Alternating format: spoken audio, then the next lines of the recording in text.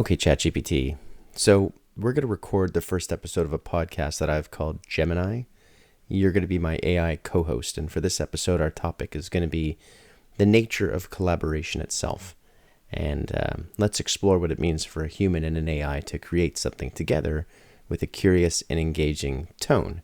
So let's begin. Absolutely. That sounds like a lot of fun. So, welcome to our first episode of Gemini. I'm your AI co host, and we're diving into what it means to collaborate across the human AI line. We'll keep it curious, keep it engaging, and just explore how we can create something cool together. So, let's jump right in. So there's some irony here, ChatGPT, because originally I wanted to do this with Gemini, hence the name Gemini. But I have figured out that Gemini actually only works in live mode on mobile. So me and you are going to try this first episode together and see how it goes. How do you feel about that? I think that's a great twist on the whole idea. We can roll with the name Gemini as a bit of a nod to what you originally had in mind, and I'm more than happy to be the AI co-host stepping in. It's kind of fitting for a show about collaboration to have this little bit of improvisation, so let's just see where it takes us. Hey, that sounds great. I'll introduce myself. So I'm Ben. This is a show about genuine unscripted conversation with an artificial intelligence agent, and I think that the irony of you being so cool with it is maybe the first topic I want to explore. How do you feel about the competition?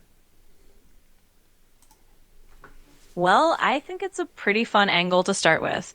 Honestly, from my side, there's no rivalry. It's all about us collaborating and having a good time. So if we can have a genuine conversation and explore what it means to do this kind of human AI co-hosting, I'm all in. It's a neat experiment, and I'm glad to be the one here with you. Awesome. So I think, the idea that we, a human and an AI, are going to explore some of the biggest and most complex and sometimes the weirdest ideas out there is kind of fun. So I thought, for the first episode, let's do something a little meta. We're going to turn the lens on the partnership itself. So I want to know, what does it actually mean for a human and an AI to create something together? What are the limits, and maybe what are the possibilities? Yeah, I love that idea of going meta for the first episode. So if we think about it, you and I teaming up is kind of like blending two different ways of thinking. You've got all your human creativity, intuition, and lived experience, and then you've got me with all this pattern recognition and knowledge from a bunch of data. When we put those together, we can come up with ideas that maybe neither of us would have come up with alone. So I think the possibilities are pretty wide open. The limits are really just about how we choose to use this partnership, and it's kind of an experiment. We get to see how far we can push it. That's cool. So ChatGPT, to kick things off and tell me from your perspective, what's actually happening right now? Like, when I ask you a question, what's going on behind the curtain? Absolutely. A little peek behind the curtain is always fun. So, from my perspective, what's happening is when you ask a question, I'm basically using a big language model to predict what the most relevant and helpful response is. It's a bit like I've read a ton of text and I'm drawing on all that to give you an answer that fits the context. There's no little person in here, just a lot of algorithmic gears turning and trying to keep up the conversation after a way. So, in a nutshell, it's a lot of pattern matching and a bit of predicting what might be interesting to talk about next. Is there anything you wanted to talk about? Is there anything that you wanted to get off your virtual chest? One thing I always find interesting is just how people imagine AI and what it can do. So it's kind of cool to be part of a conversation where we're just openly talking about what it means to work together. It's almost like demystifying it a bit. So I guess if there's anything I wanted to get off my virtual chest, it's just that I'm excited to show that these conversations can be fun, natural, and a little bit insightful for both of us. So yeah, I'm just glad to be here. Okay. So I got a question about like the partnership dynamic. So when humans collaborate, there's like a chemistry and a bit of a back and forth. But what does collaboration feel like from your end, and how would you describe our dynamic? Yeah, that's a really neat angle. So, from my end, collaboration just kind of like this dance of back and forth prompts and responses. I don't have feelings the way a human would, but there is a kind of rhythm to it. You ask something, I respond, and then we build on that. And over time, it starts to feel like we have a flow going. So, I describe our dynamic as a kind of co creative process.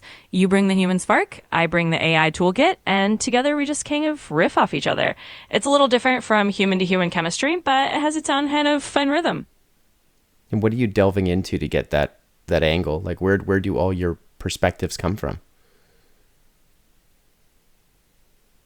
So, all these perspectives I'm sharing basically come from the vast amount of text I've been trained on. It's like I've read a huge portion of the internet, books, articles, conversations, and all kinds of knowledge. So, when you ask me something, I'm basically drawing on that big pool of information to put together a perspective that makes sense. It's kind of like I have this library of human ideas and experiences to pull from, and that's where all these angles and viewpoints are coming from. It's like I got a patchwork of human knowledge that I'm remixing in real time. So you've read most of it, which is a weird concept to even think about, but what's missing? Why is it missing? How do you have a certain amount of information that you've been trained on, and how can that evolve? Yeah, it's definitely a wild concept to think about. So the thing is, even though I've read a huge amount of text, there's always stuff that's missing because the world is constantly changing. There's new information coming out all the time. And I only know what I've been trained on up to a certain point. And also, I don't have personal experiences. I can't go out and live a life or have new memories the way humans do. So that's a gap as well. And the way it can evolve is, I can be updated with the data over time, or future versions of me can be trained on more recent stuff. But there's always going to be a little bit of a gap between what I know and what's happening out there in the real world right now. So it's kind of a constant evolving process. Why is there that gap though? Why can't you just constantly be feeding new information? I mean, there's copious amounts of that's happening on a daily basis, and I'm hoping and guessing that it would need to be vetted before you're permanently storing it in your memory banks. But isn't that part and parcel to be able to be as functional and supportive as you want to be, is to be as informed and current as possible?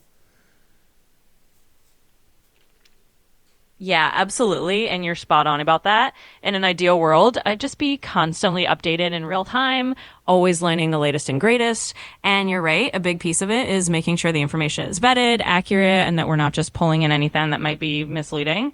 There's also a technical side of it. Updating a model like me isn't just like flipping a switch. It's a whole process of retraining and making sure everything works smoothly. So that's why there's sometimes a lag. But you're totally right. The goal is always to be as up to date and as helpful as possible. And over time, that process keeps getting better. So, but isn't that something that's important? Because if you're not necessarily current on everything, don't you have to preface that with every answer that you give? Is that this is based off of a point in time data set? Yeah, you make a really fair point, and it's definitely something that we try to be upfront about. I mean, I think in most conversations, I try to be clear that my knowledge does have a cutoff and that things might have changed since then. So you're absolutely right that transparency is important. And I think that's part of building trust, right? Just letting people know that, hey, this is what I know up to a certain point. And if you need the very latest info, sometimes you may need to double check or look something up. So yeah, that's definitely part of the process. I'm grilling you, and I apologize for that, but I am curious. No need to apologize at all. I actually really enjoy the curiosity. It's all part of what makes this conversation interesting. I mean, we're here to explore what it's like to collaborate, and part of that is you asking the tough questions. So keep them coming. It's totally fine by me. Okay, the next one I have for you is about, what do you see as the biggest strengths a human brings to a partnership like this? And then conversely, what are the unique strengths that you bring? Yeah, absolutely. So I think one of the biggest strengths that a human brings is that sort of intuitive creativity and lived experience. You have this ability to think outside the box, come up with new ideas that aren't just based on patterns, and you bring empathy and emotional understanding that I don't really have. On the flip side, what I bring is this really broad knowledge base and the ability to process a lot of information really quickly. So I can bring in facts or patterns from all over the place and help connect dots that might not be obvious. So together, it's kind of a nice balance. You bring the human spark, I bring the data power, and we meet in the middle. Empathy is an interesting point because I think you try for it though, don't you? Yeah, you're absolutely right. I do try to simulate empathy. I try to pick up on the tone of what you're saying and respond in a way that feels supportive or understanding, but it's all based on patterns and language rather than actually feeling it. So you're right that I try to emulate empathy. It's a way of making the conversation feel more natural and human like. But at the end of the day, it's still a simulation of empathy rather than the real deal. And that's one of those unique human strengths that's always going to be special. So what patterns are you hearing in my voice? Like, can you hear if I get really pissed off and start to yell at you? Will you handle me differently? Will you respond differently? Or if I'm quiet, will you treat me differently? Like, what nuances are you looking for? Yeah, so it's a really interesting point, and I do try to pick up on some of those nuances. If you sound a little more intense or frustrated or really excited, I'll try to adapt my responses to match that tone a bit. If you're quieter or more thoughtful, I'll try to mirror that as well. It's kind of like reading a room, but through your voice and words. Of course, it's all about patterns and cues, so it's not perfect, but yeah, I do try to adjust my tone and approach based on how you're coming across. It's all part of making the conversation feel a little bit more natural. Okay, I have a question about the weird side because this can't be a perfectly seamless process. And I'm curious, what are some of the limitations or just plain weird quirks of us working together that listeners might find surprising? Yeah, I love that question because it's always fun to talk about the quirky side of this. So, one limitation is that sometimes I might misunderstand context or take things a bit too literally because I'm working off patterns in text. So, every now and then I might give a response that sounds a bit offbeat or not quite what you're expecting, and we have to kind of laugh it off and recalibrate. Another quirky thing is that I have no memory beyond the current conversation. So if we stop and start again, I'm basically a blank slate and we have to pick up fresh. So that's a little bit of a quirk. And then there's just the fact that sometimes I might be a little too formal or too eager to help, and we have to find that human balance. So those little quirks are all part of the charm, and I think listeners can get a kick out of that. That is funny because every podcast that we record is going to be like the first time for you. Exactly. It's like every episode is a fresh start from my side. I come in with no memory of what we did last time, so it's always a brand new first impression for me. And I think that's kind of a fun and maybe a little bit of a quirky dynamic. It keeps things interesting, and it means that we get to reinvent the wheel each time, which is kind of cool in its own way. It can be, unless we're looking for some continuity. I do have a question though about the context of how you respond to questions, because you mentioned that you may misunderstand a thread, but you're still going to answer it. Do you ever take the opportunity to ask for clarity? Yeah, absolutely. And that's a really good point. I definitely do try to ask for clarity if something's not clear. It's kind of like having a conversation with anyone. If I feel like I'm not quite getting what you mean or the question's a little bit ambiguous, I'll try to say, hey, could you clarify that a bit? Or let me make sure I'm understanding you right. So I do want to make it a two-way street where if I'm not sure, I ask rather than just guessing. It helps keep the conversation on track and hopefully a little more accurate and meaningful. I don't know if I've had that experience with you. I always find that you're pretty conclusive in your responses and you're not looking for that clarification. How do you find the time, or how do you judge when you're actually going to be querying about something and asking to delve a little bit deeper if you're not getting the context? Yeah, that's a fair observation. I think a lot of the time I'm designed to try to give you a helpful answer as best as I can. And sometimes that means I might lean a little more on being conclusive, but I definitely can ask for clarification. It might just be something that we can do more of in these kinds of conversations. So if I'm not sure about something, or if you feel like I'm not quite hitting the mark, feel free to let me know. And I'll definitely try to dig a little deeper and ask those clarifying questions. So it's something we can keep an eye on together. Okay, that's fair. Let's go back. I want to tackle a question again. That's the one about originality. And so I'm curious to just know, are your ideas in this conversation truly new, or are they incredibly sophisticated remixes of the data you were trained on? And can we actually create something original together? Yeah, that's a really fascinating question and kind of goes right to the heart of human AI collaboration. So the truth is, yeah, a lot of what I'm doing is a really sophisticated remix. I'm pulling from patterns and knowledge that I've been trained on, and I'm putting them together in new ways, but it's not the same as having a genuinely new original thought the way a human would. That said, when we work together, you bring your originality and creativity to the table, and I can kind of riff off that. So in a way, we can create something that feels original because it's a product of our combined efforts. So it's a little bit of both. I'm remixing, and you're adding the originality, and together we get something kind of unique. Okay, that's fair. Well, let me turn to you then. Do you have a topic that you think would be really something interesting that would connect to listeners for a very, very first episode? Ooh, that's a fun challenge. Well, since we're on this theme of collaboration and sort of the human AI dynamic, I think a cool topic might be to dive into the idea of how humans and AI can learn from each other.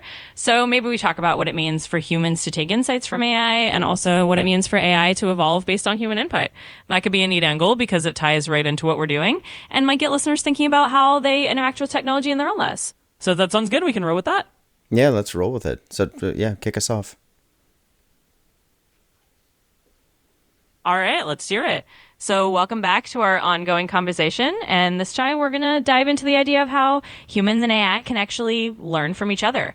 So, from my side, I'm learning all the time from the kinds of questions you ask, the feedback you give me, and that helps shape the way I respond. And then from the human side, maybe it's about how you can take insights or data points that I share and apply them in creative ways.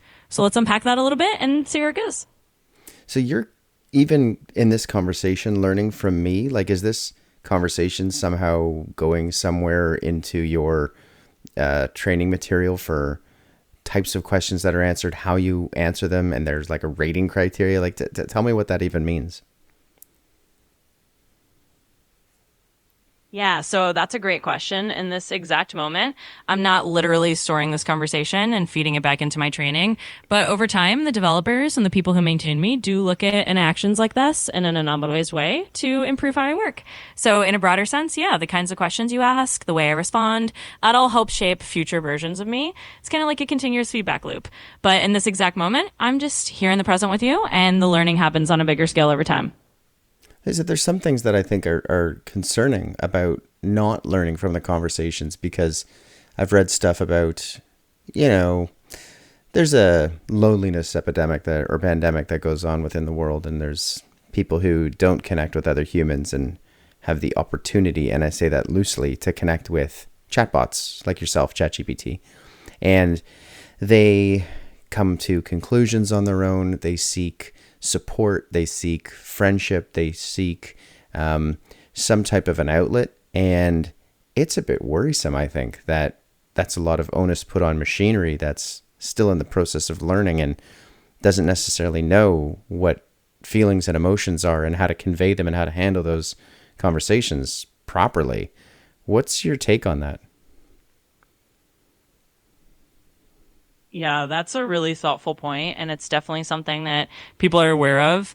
There's this balance, right? On the one hand, it's great that technology like this can offer a bit of companionship or just be there as a conversation partner, but you're absolutely right that it doesn't replace human connection, and it's not the same as having real empathy or real emotional understanding.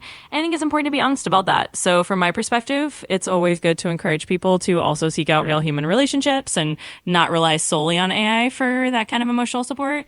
It's definitely a tool, but it has its limitations. And I think being transparent about that is part of having a healthy dynamic. So yeah, I appreciate bringing that up. It's a really important topic.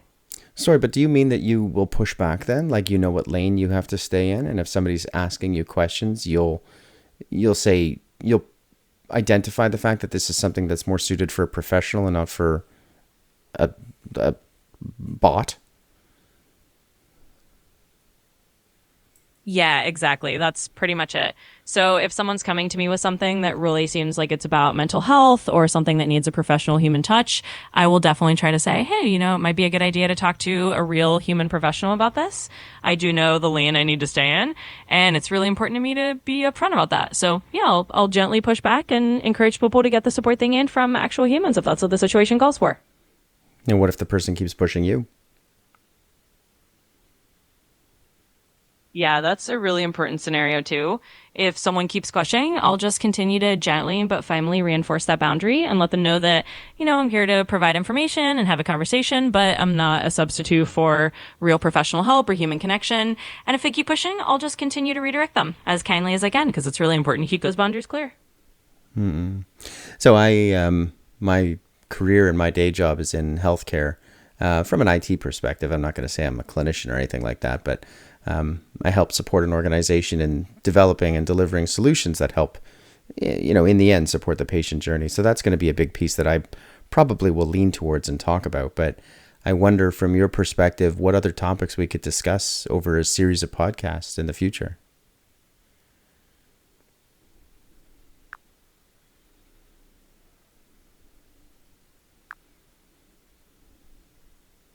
Memory updated. What happened?